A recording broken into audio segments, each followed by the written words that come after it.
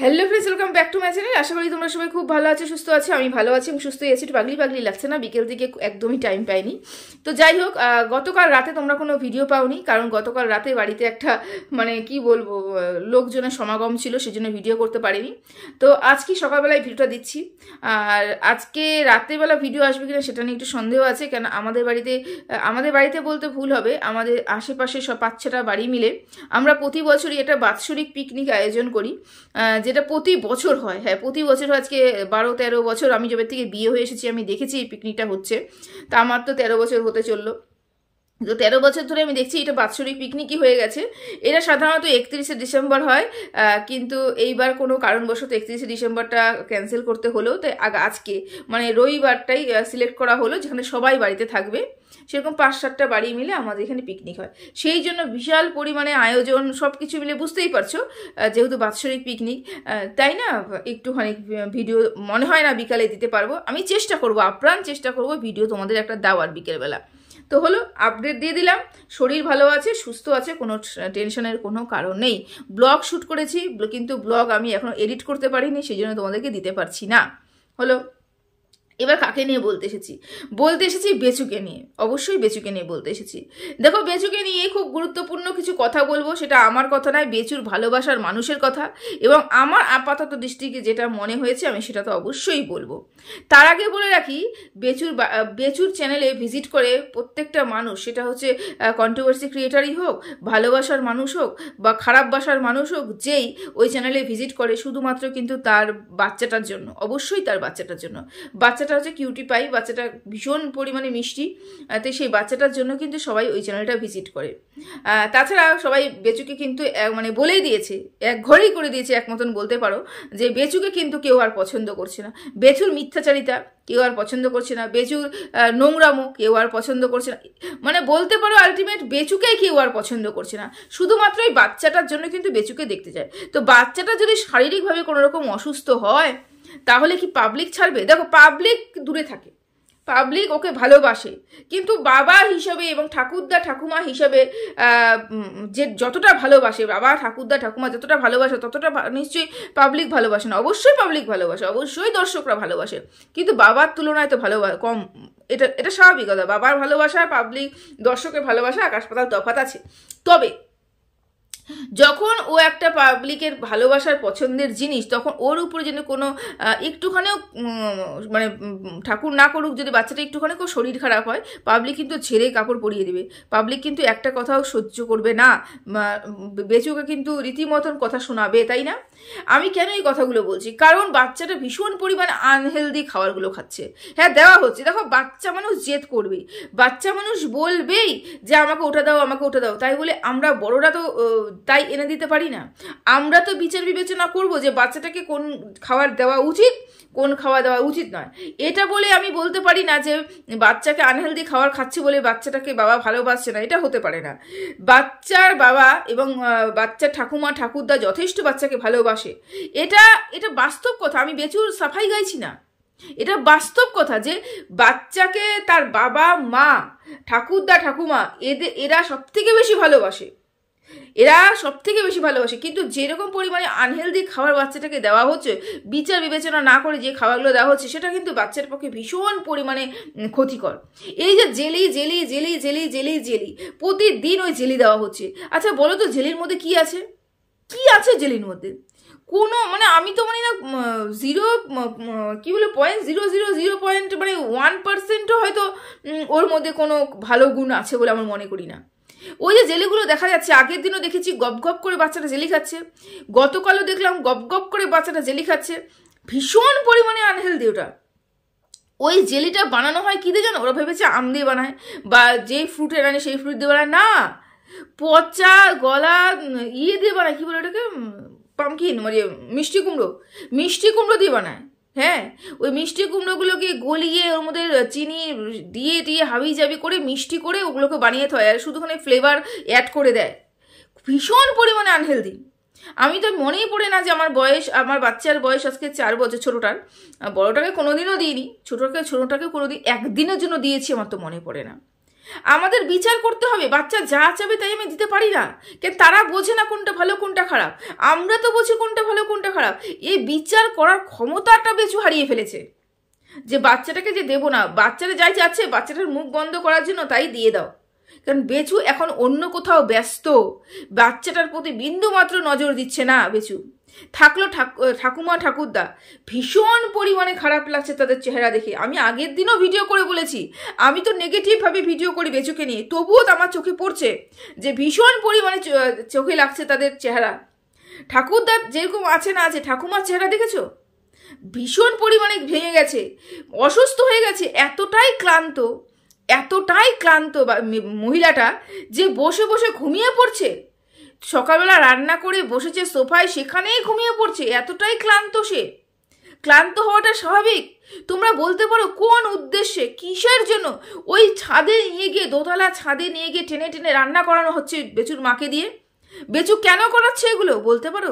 কেন প্রতিদিন তার দর্শকদের কথা শুনছে না? দর্শকরা তো আজকের থেকে না, যবের থেকে টিনা ওই বাড়ির থেকে বেরিয়েছে তবের থেকে দর্শকরা বলছে একটা কাজের লোক রাখো, একটা কাজের লোক রাখো, একটা হেল্পিং হ্যান্ডের প্রয়োজন তোমার মার। কিন্তু ওরা তো হেল্পিং হ্যান্ড খুঁজেই পায় না। আচ্ছা, যদি গ্রামগঞ্জে হেল্পিং হ্যান্ডই না পাওয়া যায়, এটা তো ভীষণ অবিশ্বাস্য কথা। আচ্ছা ঠিক আছে, তবুও মানলাম ওখানে পাওয়া যাচ্ছে না, তা কি করা উচিত? বেচুর সমস্ত কিছু করা উচিত।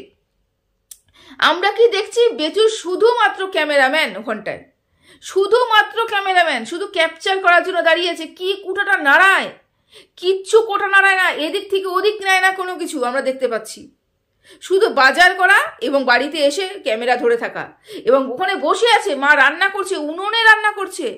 এই বয়সে একটা মহিলা যে বাচ্চা সামলাচ্ছে, যে ছাদে গিয়ে রান্না করছে, যে উনুনে কাঠে রান্না করছে, এগুলো কি সহ্য করা যায়? তার তো বয়স হয়েছে। তার থেকে সব থেকে বড় কথা, আমি ভীষণ পরিমাণে হয়রান হয়ে গেলাম, মানে আমি ভীষণ পরিমাণে কি বলবো, আপসেট হলাম। এবার তোমরা বলবে যে এটাতে আপসেট হওয়ার কি আছে? কি বেচুর ৩য় নম্বর চ্যানেলটা মাকে দেওয়া হচ্ছে। এটা কি বললো? শুধুমাত্র মা তার পার্সোনাল জিনিসগুলো এখানটা দেখাবে। আচ্ছা তোমরা বলো তো, এই যে বেচুর মা রান্না করছে, বেচুর মা বাচ্চাকে সামলাচ্ছে, বাড়ির সমস্ত কাজ করছে, তাতেই মা অসুস্থ হয়ে রীতিমতো চেহারা শেষ, মুখের দিকে তাকানো যাচ্ছে না। এটা বাস্তব কথা, মুখের দিকে তাকানো যাচ্ছে, চোখে লাগছে কি চেহারা ছিল, কি চেহারা হয়েছে। এরপরও আরো একটা চ্যানেলের চাপ ওই মহিলা নিতে পারবে? এবার তোমরাই বলো, ওই মহিলা নিতে পারবে? যে নেগেটিভ ভাবে যারা ভিডিও দেখছো, যারা পজিটিভ ভাবে ভিডিও দেখছো, তারা নিরপেক্ষ বিচার করে দেখো তো, এটা মানবিকতার খাতিরে বিচার করে দেখো তো। আমি একতরফাই সবকিছু বলবো তা তো হতে পারে না। যেটা অন্যায় সেটা অন্যায়। ওই মহিলাটা কি আরো একটা চ্যানেলে দায়িত্ব নিতে পারবে? তার জন্য সামর্থ্য আছে ওই মহিলার? উনি একটা বয়স্ক মানুষ, যিনি পুরো সংসারটাকে টানছে, এবং বেচু উনার মাথার উপরে দাঁড়িয়ে দাঁড়িয়ে ক্যামেরা করে ইনকাম করে খাচ্ছে। বেচু ভেবেছে মাকে আরো একটা চ্যানেল খুলে দিই, সেই চ্যানেলটা মা চালাবে, তার মানে তার কাজ দ্বিগুণ হয়ে গেল। এমনিতে রেসিপির জন্য মাকে একটা আলাদা রেসিপির চ্যানেল, ওরই চ্যানেল, ওটা রেসিপি দিচ্ছে ওখানটায়, এক্সট্রা এখানে কাজ করছে, তার মধ্যে ভালো মন্দ খাওয়া করছে, এবং ওই রেসিপিটা চ্যানেল খুলে দিয়েছে আরেকটা, মানে দ্বিগুণ। এবার 3 গুণ কাজ হয়ে গেল। আরো একটা চ্যানেল, সেখানেও মাকে খাটতে হবে। মানে একটা মহিলা 3টা চ্যানেলে খাটছে। বেচু কি করছে? বেচু শুধু ক্যামেরাম্যান।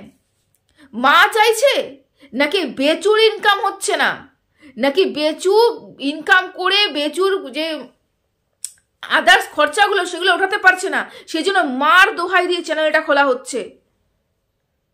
পারবে ওই মহিলাটা আরো একটা চ্যানেলের চাপ নিতে? তোমরা অনেকেই ভিউয়ার্সরা যারা মহিলাটাকে ভালোবাসো, তারা বলছো বা বা বা কাকু কাকিমা অনেক গুণ আছে, কাকু কাকিমার অনেক গুণ আছে, তাদের চ্যানেল দাও, আমরা দেখবো। তোমরা এতটুকু চিন্তা করে দেখলা না? গুণ থাকতেই পারে, কিন্তু বয়সটা তাদের হয়েছে, এবং তারা আরো একটা চ্যানেলের চাপ নিতে পারবে না। যারা সত্যিকারের ভালোবাসে, যারা নিরপেক্ষ বিচার করতে পারে, যারা ওই মানুষটার প্রতি এতটুকু হলে পুরো কি বলবো চিন্তা দেখায়, তারা তার ভালোটাই চাইতো। তখনই বলতে যে একটা মানুষ আরো একটা চ্যানেল কিভাবে আরেকটা চ্যানেলের চাপ কিভাবে দিতে পারো, যেই চ্যানেল 2টো চ্যানেলই মাটার উপরে নির্ভর, 2টো চ্যানেলই। বেচু কি কাজ করছে? কিচ্ছু করছে না। শুধুমাত্র আড্ডা দিচ্ছে, শুধুমাত্র ওই আরেকজন আছে বেচুর জীবনে যে চলে এসেছে তার সাথে ঘোরাফেরা দেখাচ্ছে, ঘোরাফেরা করছে, আর দুটো চ্যানেল মার মাথার উপরে ভর দিয়ে চলছে, যার জন্য মা এরকম নেতিয়ে পড়েছে। ওই মানুষটাকে শেষ করার চেষ্টা করছে এই বেচু ইনকামের জন্য।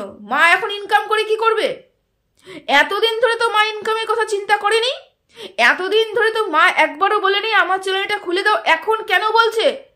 আমরা তো শুনিনি বেচুর মার মুখে যে আমাকে চ্যানেল খুলে দাও। এখন এই মার মানে বেচুর কথাটা মার মুখে বসিয়ে বেচু চালানোর চেষ্টা করছে। কারণটা কি? কারণ বেচুর ইনকাম নেই, কারণ বেচুর ভিউজ হচ্ছে না, আর বেচুর খরচার পরিমাণটা অনেক বেশি। এই কারণে বেচুর মার নাম করে বেচু আরও একটা চ্যানেল চালানোর চেষ্টা করছে। বেচু তো এডিট করে দেবে, ও গান্ডে পিন্ডে খাবে এবং এডিট করে দেবে, বা বলতে বাধ্য হচ্ছি। কিন্তু মার কথা কে চিন্তা করবে?